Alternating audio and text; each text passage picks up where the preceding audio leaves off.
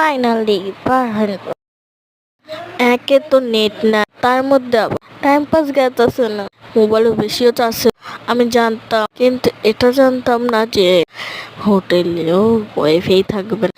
আগে যে মক্কার হোটেলে ছিলাম সে ওয়াইফাই ছিল না গাইজ, মানে এই মোবাইলে কানেক্টই হয় না, তাই ভিডিও আপলোড করতে পারি নাই লং টাইমের জন্য।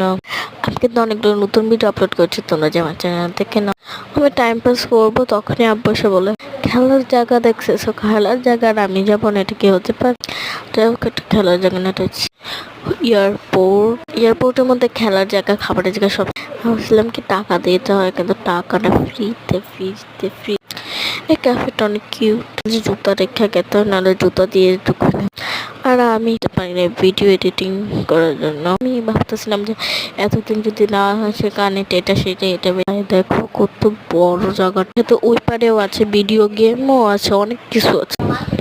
দেখো তোমরা, আমি বলতেছিলাম লামি এটা যদি থাকতো, পাগল হয়ে নয় তো গেছে এত বড় লুডো, লামি ছাড়া আমি দুজনই খেলতে মজা পাইতাম মনে। তো গেছে দেখো আমি বসে গেছি, তারপর যাবে একদম যে জায়গায় যাবো সে মেইন বিমানে উঠবো, সেটারও ব্লগ সামনে।